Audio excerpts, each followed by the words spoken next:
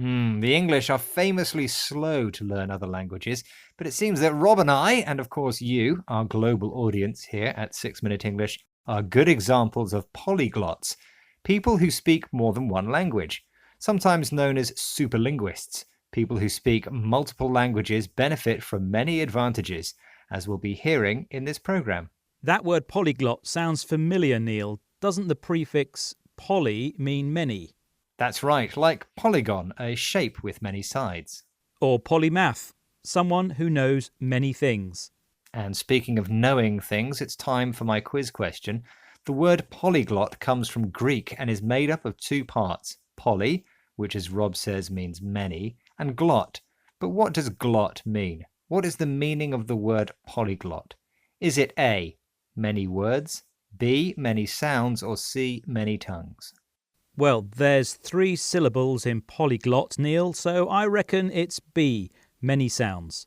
OK, Rob, we'll find out if that's right at the end of the programme. But leaving aside the origins of the word, what exactly does being a polyglot involve? British-born polyglot Richard Simcott speaks 11 languages. Listen to his definition as he speaks to BBC World Service programme The Documentary. A polyglot, for me, can be anyone who identifies with that term. It's somebody who learns languages that they don't necessarily need for their lives, but just out of sheer enjoyment, pleasure, or fascination with another language or culture. For Richard, being a polyglot simply means identifying with the idea, feeling that you are similar or closely connected to it. He says polyglots learn languages not because they have to, but for the sheer enjoyment, which means nothing except enjoyment. Richard uses the word sheer to emphasize how strong and pure this enjoyment is. As well as the pleasure of speaking other languages, polyglots are also better at communicating with others.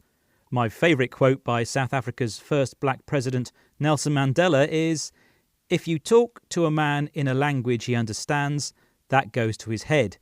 If you talk to him in his language, that goes to his heart." How inspiring, Rob. I'm lost for words. Here's another. To have another language is to possess a second soul. So language learning is good for the head, heart and soul, a person's spirit, or the part of them which is believed to continue existing after death. Yes, and what's more, language learning is good for the brain too. That's according to Harvard neuroscientist Eve Fedorenko. She's researched the effects of speaking multiple languages on the brains of growing children. Eve predicted that multilingual children would have hyperactive language brains. But what she actually found surprised her, as she explains here to BBC World Service's The Documentary.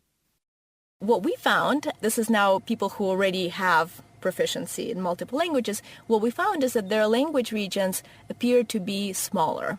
And that was surprising. And as people get better and better, more automatic at performing the task, the activations shrink, so to speak, over time. So it becomes so that you don't have to use as much brain tissue to do the task as well, right? So you become more efficient. Eve was testing children who already have language proficiency, the skill and ability to do something, such as speak a language. Her surprising discovery was that the language regions of these children's brains were shrinking, not because their speaking skills were getting worse, but the opposite. As they learned and repeated language patterns, their brain tissue became more efficient, worked quicker and more effectively. It suggested that this increased efficiency is a result of exposure to different languages. So that proves it, Neil. Speaking many languages is good for the head, heart, mind and soul. You took the words right out of my mouth. And speaking of words, what does the glot in polyglot actually mean?